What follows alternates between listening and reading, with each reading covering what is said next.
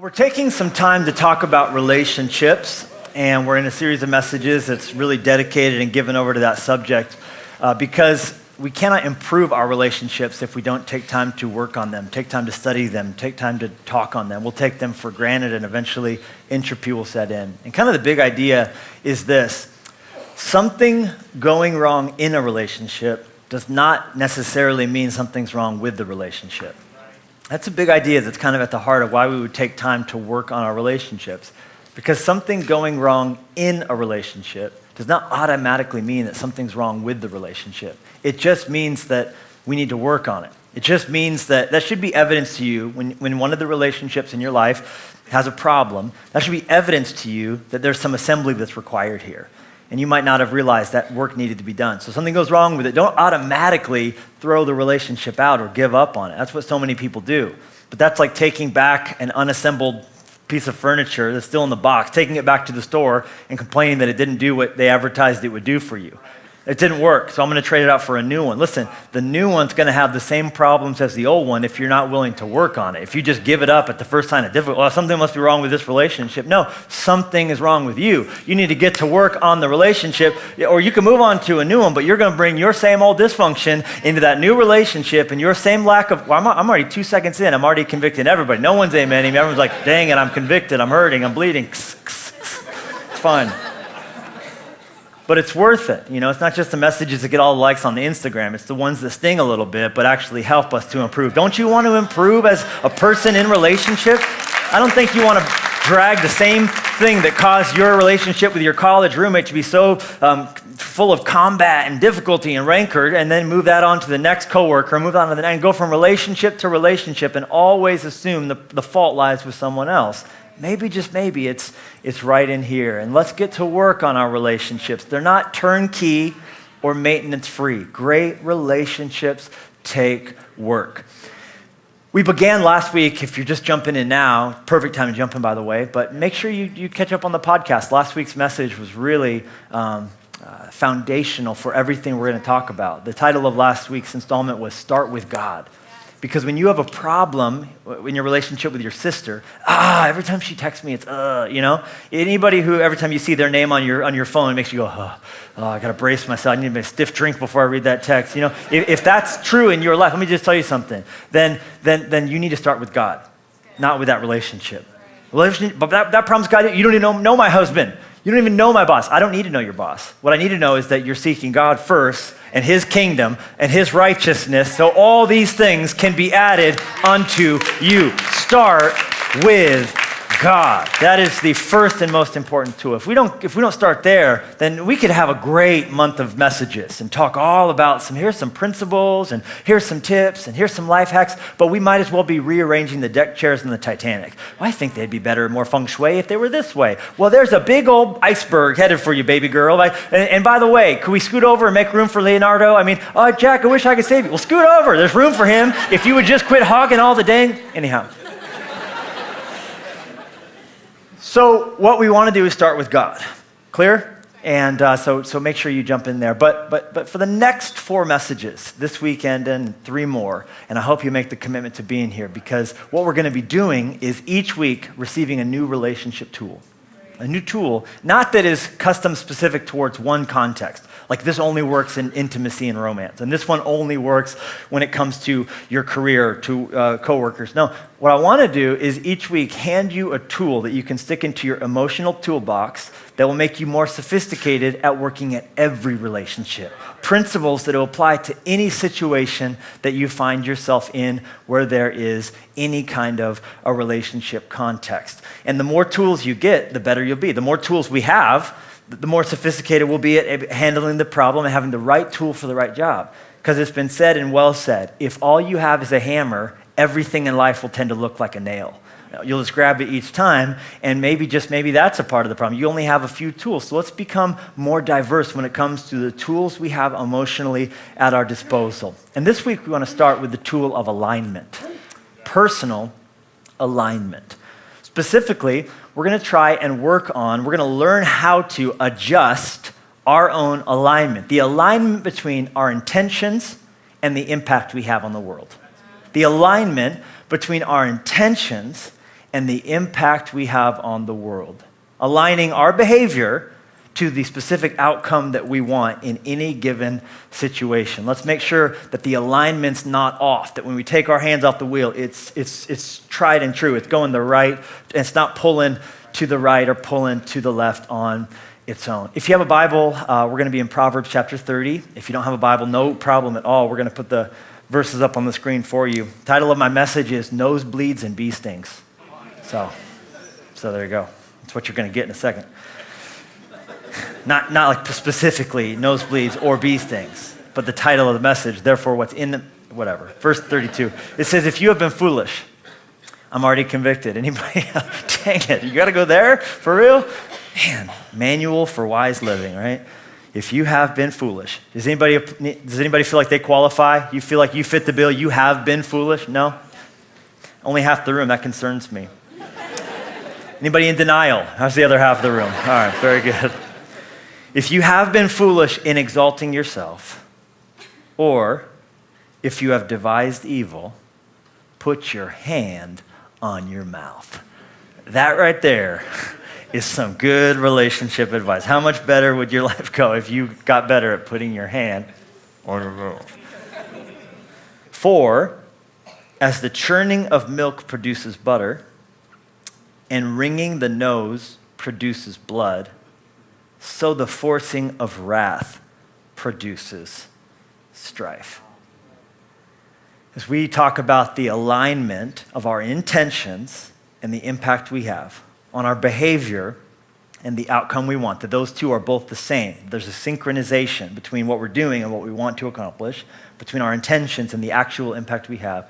Would you pray with me? Father, we are just grateful. So grateful to be in your presence. So thankful that we have the not only honor but luxury of opening up your word. We have such a great wealth of it. We can pull it out on our phones. We can read it on paperback. We can jump on the internet. And we're just really humbled that we have the chance right now, this moment, to quiet our hearts and to assess how we're doing and what's going on and let you speak into our lives, our relationships. And we pray for health, we pray for growth. Even if not instant progress, we pray for progress of some kind, some change. And we just pray that whatever you speak to us in this moment, we would come Monday, come Thursday, come next Saturday, be living differently because of what you're going to speak to us. That it wouldn't go in one ear, out the other. And we ask that if even a single person listening to this message, however it's hitting them, whatever media has brought your word to them, if they don't know you, if they're far from you, without God, without hope in this world, I pray you draw them to yourself. I want to specifically pray for a young girl listening who's doubting her value, doubting if is worth love, maybe cutting herself, whatever it is, God, the person who's feeling even a sense of despair about life itself, contemplating suicide. Would you just draw them to yourself in Jesus' name? Amen.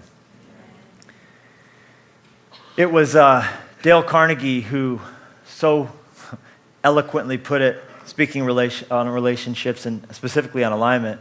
He said, if you want to gather honey, don't kick over the beehive.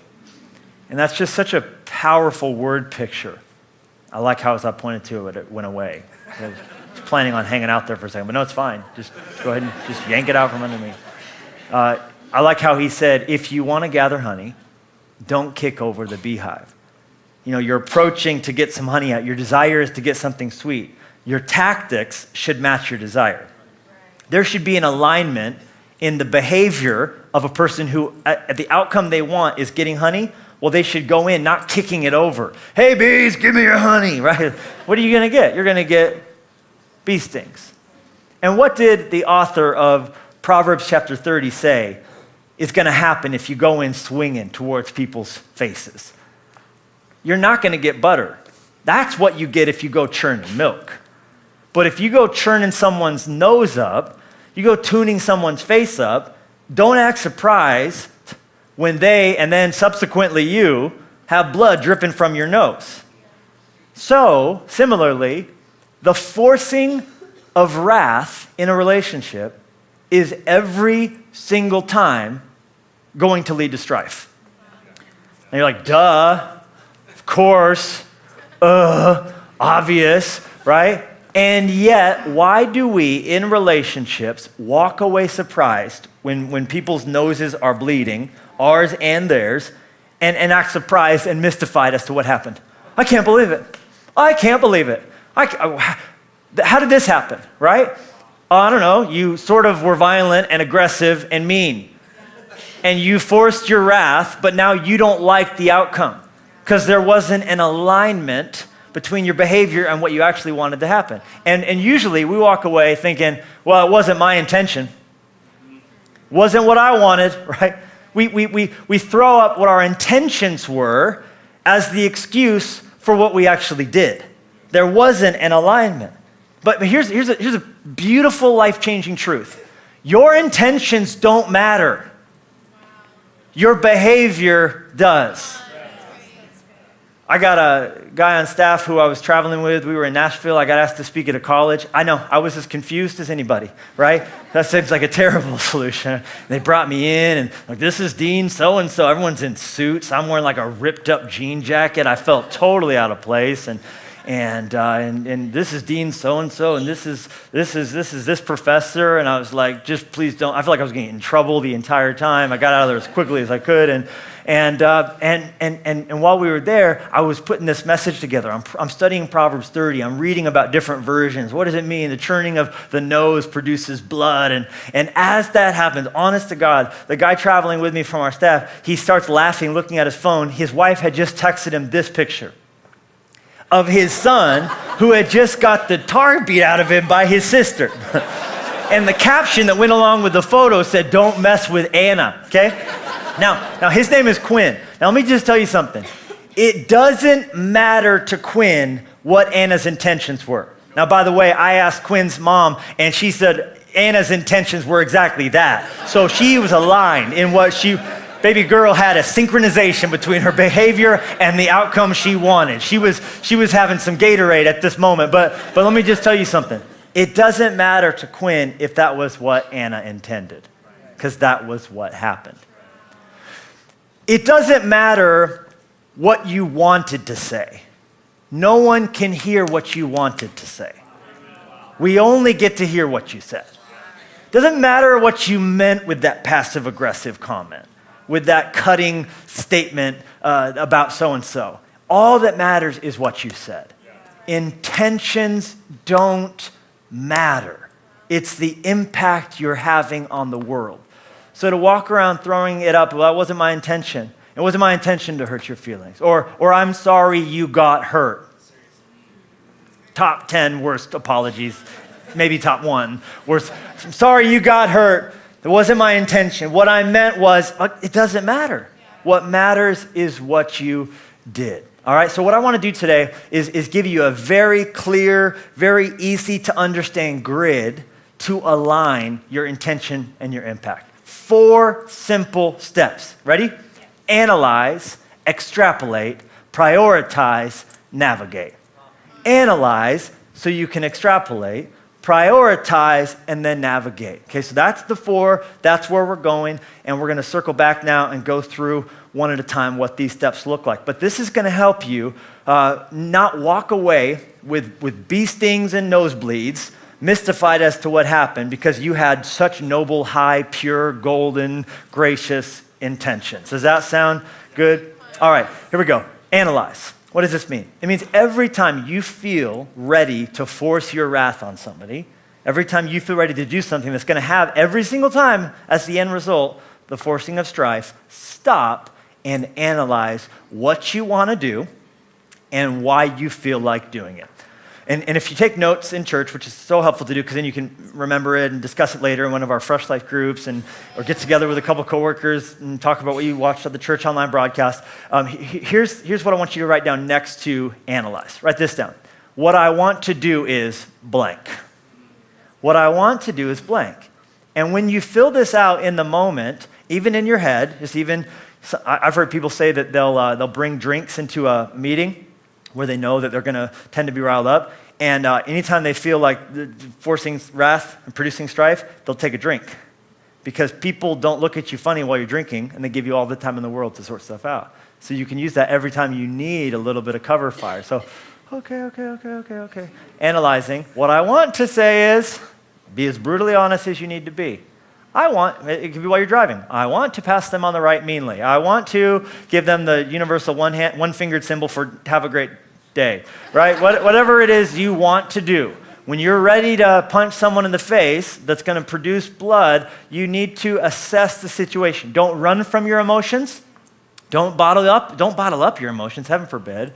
Instead, study them, analyze them, isolate them. Pull it up and say, well, man, right now I'm really triggered. I feel like saying something mean. I feel like saying something belittling. I feel like bringing up ancient history that's been long sorted out and forgiven, dredging up the past. I feel like getting hysterical. I feel like ad hominem, attacking them. I feel in this moment I could go nuclear and pull the divorce word out. I feel right now so mad I could actually hit them. Here's what I want to do right there, okay? And then feel free to add on any specifics that would help you build a case file on why you feel this way. Because you're not normally you don't walk around all the time spoiling for a fight. You're generally speaking probably a pretty calm person, and you are a pretty other-centered person. So to be at a place where you're so filled with rage, jot down anything specifically that would tell you what's making you feel this way. I feel like I've been disrespected. I feel like I haven't been valued, whatever. I feel like I haven't been heard. I've been overlooked. So anything that would help you understand that this has happened. And then what's cool about this as you do it for a while, as you begin to track these sorts of things, you'll notice some common threads. You'll notice some common themes. Man, it seems like every time this happens, this is how I feel, and this is what it makes me want to do. We're not making any conclusions here, and we're not sugarcoating stuff. We're just being honest so we can understand our emotions. So many of us, we act on emotions before we even have time to process them. So if you pause here, you'll begin to pull them to the surface. This is what I feel like doing right now. Why do we analyze? So we can, second point, what is it? Extrapolate. We analyze, and now we bring the data from that on in, and we extrapolate it, all right? To extrapolate, it means to play something out, to sort of unravel it a little bit, and to take it to its logical end. If I do this, here's what you're going to write down next to extrapolate. If I do that, blank will happen. If I do that, and I might still, because we haven't made a decision yet, have we? We just are trying to isolate our feelings of what we want to do. And in this phase, we're saying, if I do that, which I still can, don't worry, buddy, don't worry, angry man inside, you still might get your day in court. We just first need to play out what you want to do. You see what this is? This is installing a Jarvis inside your head. This is at least going to show you the trajectory. Like, hey, you can fly up that high, but just so you know, you don't have enough fuel in your arc reactor to land safely. So fly all you want, little guy, but it's going to be a violent return to Earth. So we're just in the extrapolation phase. We're sort of going, all right, what are the ramifications of said behavior? If I walk in and say that, if the perfect insult, which, this one's going to sting, it's going to be the shot heard around the world. If I say that, what's going to happen next? What are they likely to do? What am I then going to need to do? How is this going to escalate the situation? What is this going to do to the tension? What are the long-term impacts on my family, on my kids, on my reputation, on my career? Just get it all out there. You still can choose to take that course of action. Just make sure once you've taken it, you do so knowing all of the things that are going to happen next. What dominoes are going to be tipped over by doing this? Is not this the wisdom of Proverbs chapter 4 when it tells us very clearly, ponder the path of your feet and let all of your ways be established? Ponder. So this is, he's saying extrapolate, okay? Build that on. If I go here. Oh, wait a minute. If I do this, here's the question, will it take me to a place that I like when I get there? And if you've done good work in the analysis section, your case file tells you again and again and again, when I do that, here's what happens, and here's what happens next. I walk away with a bloody nose. They walk away with a bloody nose. Just be honest. Is that what you want to happen? Because does not Proverbs chapter 27 put it this way? A prudent person, look at this, a prudent person sees trouble coming and ducks. But the simpleton walks blindly in and gets clobbered. How many times do you want to get clobbered in relationships? Begin to do some forecasts. Begin to do some projections. Begin to do some estimates and ask yourself, is this what I want to? Dirt, whack. Dirt, whack. Dirt, whack. Einstein said, right? It's a casual Einstein quote, middle of the sermon, feels good. I'll go for it. Einstein said, to do the same thing over and over again, expecting different results is insanity. So you're going to walk in and get clobbered just like you got clobbered last time, and just like when you were in high school and you did this, you got clobbered, and just like you will ad nauseum. All right, so here we've done our first half, and that's the first chunk. We analyze so that we then can extrapolate. Now, we're still not acting yet. Here's the third, and this is where it really turns the corner. We now prioritize. Prioritize. We're tuning ourselves. We're aligning ourselves personally. We're not doing this for someone else, because if you really want to change someone, that's going to make a difference. Change you. So we're not aligning someone else. We're aligning ourselves for the situation, between intention and impact, between behavior and outcome. So we prioritize. Here's the question that we ask. I want you to write this down in your notes next to the word prioritize. Write this down. Here's what I actually want to happen. Because chances are, whatever you wrote down in the extrapolate phase, you don't like it. So here's where you get to fill in, here's my ideal outcome to this situation. They did something that riled me up. I'm triggered. It made me want to take this course of action. But if I do that, I'm going to end up at a place where I don't like how it feels. I know that because I've walked blindly in and gotten clobbered so many times, and I don't really love the coppery taste of my blood running into my mouth, right? And it's just the OxyClean on my shirt. The struggle is real, people. Like, I am the nosebleed king, okay? So, and I love this. Now we have a blank slate. And we can say, okay, if I could dream anything, well, how am I going to get there? Don't worry about that.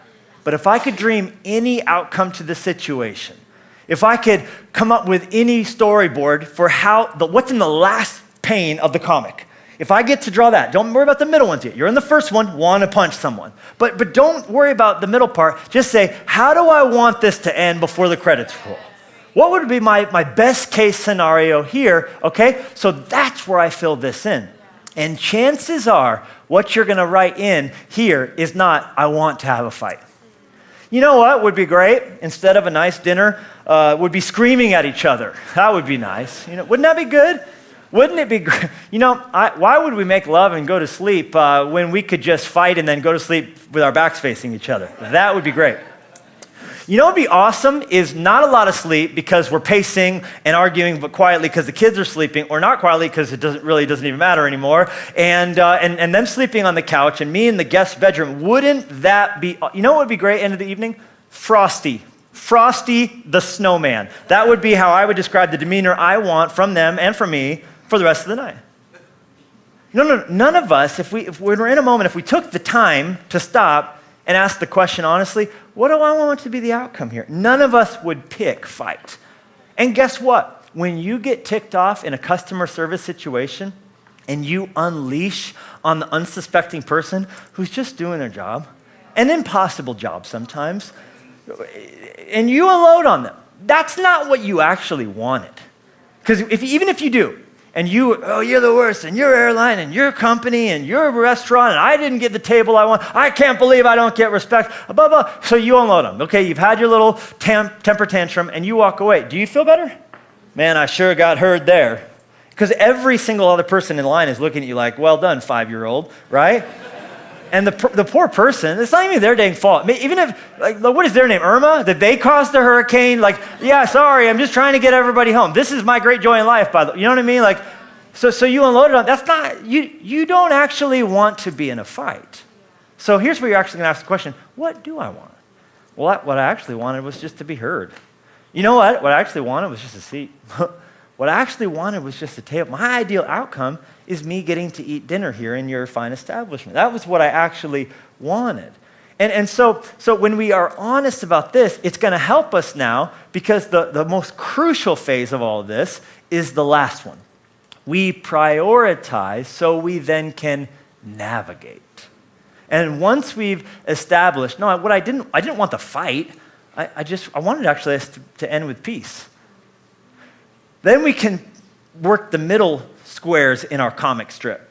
And we can say, how do I navigate to the outcome I decided that I wanted? And so what you write next to navigate is this. The things I need to do to get there are blank. To get to the end I wanted, I need to do these certain things. Never mind how I feel, because pro tip, whatever you write down in the navigate phase is likely to feel like the exact opposite of what you're supposed to do. And what you initially wanted to do, stop, freeze, analyze, extrapolate, whoa, new plan, prioritize so I can navigate. It's gonna feel like you've abandoned a course of action that was gonna feel wonderful for 10 seconds, 20 seconds, 15 minutes, and then horrible for the rest of the night. So it's gonna be like in Aesop's fable.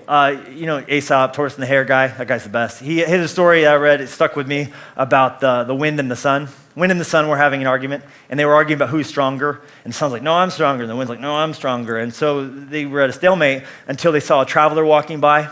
And the sun said, I know, here's what we do. Whoever can get this guy to take his jacket off, he's got a long coat on, whoever gets him to take his coat off is the stronger. Can we agree? Wind said, that's a great plan, I'll go first. So sun hid behind a cloud, wind blows on the man, and his jacket starts ruffling. The wind's thinking, this is going well, I'm gonna blow the jacket off the man, he's blowing right at him. But the more he blew, the more the man gripped his jacket. And he began to tightly do the buttons, and he ratcheted the scarf down, hands in the pockets. He leaned in to the wind, and the wind tired himself out blowing on this man and finally gave up because this man was not letting go of his jacket. And he says, it's impossible. And so the wind stepped to the side, and the sun began to come out from behind the cloud, and with full strength, the man just shined graciously. The sun just shined graciously upon the man. And the man began to wipe his brow, and then he began one by one to open up the buttons and remove his scarf, and eventually, as the sun shined brighter and brighter upon the man, he eventually took off his jacket on his own free will and hung it over his arm as he began to walk away. And the wind marveled at the man, at the sun, and what he had done to the man. He said, how did you do that? He said, it was easy. I just brightened the day, and so I got my way. And the moral of the story is gentleness and friendliness are stronger than fury and force. And so, though you want to impose your will to get what you want, what you're doing does not have a correlation to what you want to come out of the situation. What you're actually doing is moving you away from what you should be trying to navigate to. This has changed Jenny and I's marriage, by the way, as we've articulated these concepts out. Because here's what happens to me. In my analysis of my own bad behavior, I often am triggered situationally. Generally speaking, when things don't go how I've planned them out in my head, mapped them out, reminded people about, sent text messages about, a thorough email about how it's all, I'm just talking about getting in the car. So when it doesn't go like I wanted it to go, when we're not ready for traveling, when one of my big pet peeves when we get on airplanes a lot is when we know exactly how the boarding process goes, and we have all the time in the world, but once the whole thing begins, I like to be ready, but when my family the moment they would choose to go to the bathroom is exactly the moment when our group's going to be called, then I've got all the bags in the stroller, and I'm just frustrated, and then I'm in a bad mood the whole travel day. So situational triggers. Jenny is different. Jenny will be triggered not by my triggers, which is because I have the stubborn insistence that the plan goes above people. That's me.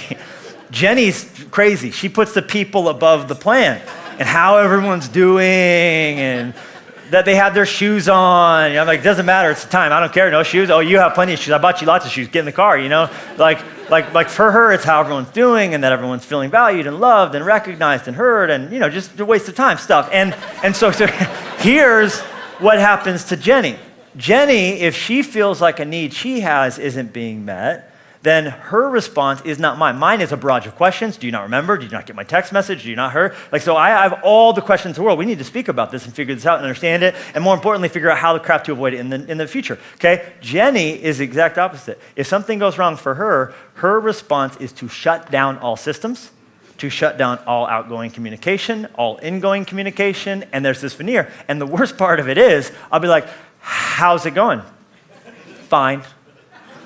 Says Jenny through her snake teeth. You know what I mean? I'm like, no. You're not fine. I'm telling you right now, you are not fine.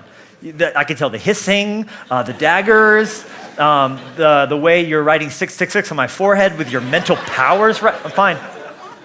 Oh, don't worry about it. Just make sure we're all in the car. And it's like, I'm like, I can tell stuff's not fine. And both of us, here's the crazy thing. Both of us are trying to accomplish what we want by doing something that is impossible to get us there.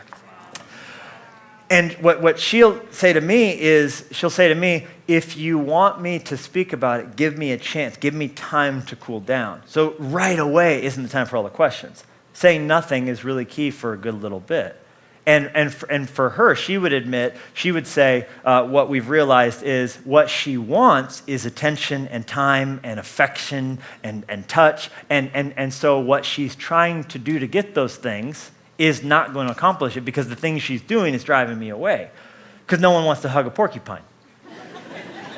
Because you're worried about getting stabbed in the eye and stuff, right? And so if you're trying to get them to hug you, then less barbs and less quills and less sharp things. If what you're trying to do isn't the direction that's going to where you want to go, everyone's going to leave frustrated. If you follow this advice, you will do things like this. Proverbs 15, verse 1. Look at this, a gentle response is what diffuses anger. Now listen, pause, problem with that, a gentle response is not satisfying. You don't get to type it and send it with sizzle. A gentle response. So our goal isn't to get all the bullets out of our gun. If our goal is to diffuse anger, then the key is to use the right tool for the job, and the gentle response that will feel bad for a second, but then ultimately take you where you want to go will accomplish that. When we first began taking trips to Portland, as we were considering taking this church on and all of this, I remember distinctly having a revelation about airports. Speaking of airports, times it takes to get from the city core to the airport, and I made a stupid decision on a Thursday afternoon to try and leave for the airport about 4:30, which involved rush hour traffic, and all the arteries leading out of the city on the freeways were red on Google Maps, and I realized I'm going to miss my flight because I only allotted myself 15 minutes, but it's going to take 45, 50, and creeping up every second. And so I panicked, but then I remembered I got another app on my phone called Waze, and Waze has a way of rerouting you even if you don't ask for it, if they detect anything that's a problem ahead. This isn't a paid promotion, but it's an amazing app. So I fired up Waze, and Waze, here's what it did. It said, get off the freeway now. Next exit, got me off the freeway. And it took me through the weirdest connection of neighborhoods I've ever seen in my life. I'm telling you, I hit four-way stop after four-way stop. People are watering their grass. It did not seem like the way to get to the airport at all. But all these neighborhoods I went through, one by one, without a single piece of traffic along the way, next thing I knew, I pop out of this neighborhood, and I'm literally at the airport, and I made it there in 15 minutes. Now, here's what's cool about that. It doesn't matter how the road feels. All that matters is that you get where you want to go. And so in our relationships, I wonder if maybe sometimes you're doing what you would never do driving. You would never be like, I want to turn down that road. I need to be somewhere, and that road feels like it would be great to drive on. No, you don't think that way. You think, what's going to get me to where I want to go? I don't care how it feels. If it could have potholes, if I need to be somewhere, I want to take the road that's not what looks desirable, but the road that gets there. So in relationships, I want to drive down this. I want to do this. Why? Because it would feel good to do it. It would feel so satisfying to say it. Yeah, but then it would bring problems into the relationship. So the question is, what will feel good? What will drive well? It's what's going to navigate you to the place that you've decided is the priority for the relationship. What's the outcome you actually want, and how do you move towards it? And breathing is key during all of this, because they say that we're breathing shallower than ever. Part of it is we're all hunched over on our phones all the time. I mean, literally watch people. They just sit there with their head forward. It's terrible looking, and you see it in yourself. It makes you just want to sit up straight. But we breathe shallow. We have bad posture. Now, your oxygen consumption is critical to thinking. It's critical to managing your emotions. Because 20% of all air you breathe goes straight to the brain, because that's your body's priority, keep you alive. And of the air you get, it's always going to dedicate and divert the bulk of oxygen that's coming in to critical life-saving function. And that means that analytics and emotional processing and all of this is always going to take the back seat to keeping you alive. So if you're breathing shallow, it's been statistically proven that shallow breathing leads to a loss of memory, a loss of focus, and a loss of power to overcome your moods. it also brings a heightened sense of anxiety and depression. Just not breathing. And it's funny, I've been practicing this for a few years now, actually. Before I get up to speak somewhere, especially if the program organizer lets me know, hey, you had 47, but the guy went long, now you got 32. And I'm like, which half of my message do I give? And make sure at the end you do this, and whatever you do, don't say that. And I'm like, and then I'll get a text, something from, someone on our staff, and I'm like, oh, that's awesome, want to kill myself. And oh, that's great. Oh, they quit, that's great. Oh, we're getting sued. Oh, that's lovely. And so, oh, they said that too. Oh, that's nice. I'm the Antichrist. Awesome. So let me get up to speak. And now all of a sudden everything's going wrong. That's all without Facebook. So what do? I choose to breathe deeply. You can find out you've breathed deep enough if you move your stomach. And if you actually do that, just the physical act of flooding your brain with oxygen, it brings you right away into a calmer state. And while you're that's a perfect time to do some of this analysis, extrapolation, prioritization, and navigation so that you actually can move where you want to be. And guess what? When you're doing all of this, lo and behold, you're being more like Jesus. Matter of fact, Hebrews puts it this way. It says we're to look at Jesus, keep our eyes on Jesus. Look at this. Who both began and finished this race we're in. Okay, so what you're doing, been there, done that. He began and finished the race we're in. So what you're up to, Christ went through already before you. And here's how he did it. Study, look at this. Study how he did it. He never lost sight. Someone say sight. He never lost sight of where he was headed. Not what it felt like, but where he was headed. Now the verse continues, therefore, that exhilarating finish in and with God is what he was looking at. So therefore, he could put up with anything along the way. Cross, shame, whatever. Now, but doesn't that just, by the way, put stuff in perspective? That whatever you're going through, he successfully navigated his way through something much worse. He could put up with anything. Cross, shame, whatever. How? Listen to me. He kept sight of where he wanted to go and was aligned in his intention and the outcome or the impact with his behavior and with the outcome. Now this is heavy theological stuff, but here's the gist of what we just read. Jesus didn't want to go to the cross. If you have a picture in your mind, he was just chomping at the bit to get to that cross, you're crazy. That's a misunderstanding of what the cross was like and all that was spiritually, theologically, emotionally involved. There's a story that proves this. It's when Jesus is in the Garden of Gethsemane and he actually asks God the Father if there's any other way. Just want to make sure in the last 33 years that I've been down here, you didn't come up with anything else that we didn't think about before the world was formed. If there's any other way, I don't want to go through with this. I don't want to go through with this. I don't want to be separated from you. And as he thought about it, he began to sweat drops of blood, stress, guaranteed need for deep breathing and to start with God, to go to the Lord in prayer. But what they decided was there is no other way. No other way for what? You to be saved. Me to be saved. For us not to go to hell. And so once he realized that, what was that, by the way? That's extrapolation. He extrapolated him not dying on the cross and realized that's not a place he wanted to go. So once he decided, the joy set before him kicked in, because he decided he looked forward to being in God's presence with you and me in heaven, all of us being saved and redeemed and us coming into our own, and he realized that was worth fighting for. And that was worth running towards. And so he began to pursue the priority with a singular focus, no matter what it took to get there along the way. He navigated his way there, not based on what road would feel good, but where he wanted to go. So cross, shame, whatever. So what we're doing when we decide where we want to go and then we navigate our way there is we're being like Christ. And on the other end of that is more freedom, not less. More freedom, not less. Because listen to me very carefully. You are a prisoner to your feelings if you always do what you feel.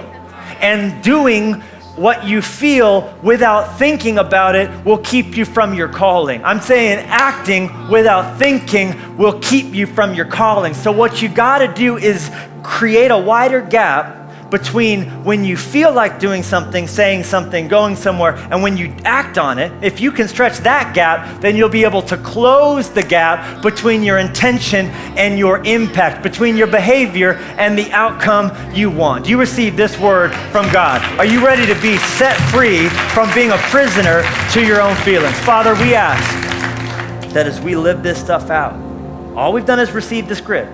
We haven't acted on it. But as we choose to act on this, not just once, but again and again and again, and we're gonna fall and we're gonna fail, and it's not gonna be perfect, but as we commit ourselves to the progress that you intend for us, we just can already feel change. We can already see ourselves going through situations where we walked in blindly and got clobbered so many times, but now we're gonna walk in and we're gonna duck. And it's gonna feel so good the first time. We might get a little overconfident because of that, and we'll walk in and get clobbered the next time, but we're gonna keep on thinking things through. We're gonna think on playing things out. We're gonna use the wisdom you gave us, and we're gonna watch our relationships improve. We're gonna see less nosebleeds and beestings. We're gonna quit kicking over that beehive so we can get ourselves that honey that we actually want. We're gonna have gentleness and graciousness like smoke that lulls the bees to sleep. We're gonna have that mask on, that net, that mesh that's gonna protect us. We're gonna have the thick gloves of love. We're gonna find ourselves enjoying relationships that are no longer full of strife because we're gonna stop imposing our wrath. Would you help us, Jesus, to do all of this in your name? What an incredible message. Thank you so much for joining us in this teaching from Fresh Life Church. If while you're watching, you made a decision to follow Christ, first of all, congratulations. That is the best decision you will ever make. We would love to send you a 21-day devotional through the book of John, written by Pastor Levi, and all you have to do to get that is text the word Fresh Life to the number 99,000, and you can register your decision online at freshlife.church by clicking the Know God button. We would love to connect with you. If you've been impacted through what God is doing here at Fresh Life Church, we would love to hear from you. Go to our website and click the Share Your Story tab at freshlife.church, or you can email us at story@freshlife.church, and we would love to hear how God is moving and impacting your life through this work here at Fresh Life. These stories are not only an encouragement to our staff, but to our entire church family. And finally, if you'd like to partner with us financially and support the work that God is doing here in this house, you can give by texting the word FRESH to 45777, or you can click the Give button at our website, freshlife.church, or you can give on our Fresh Life app. Thanks so much for watching.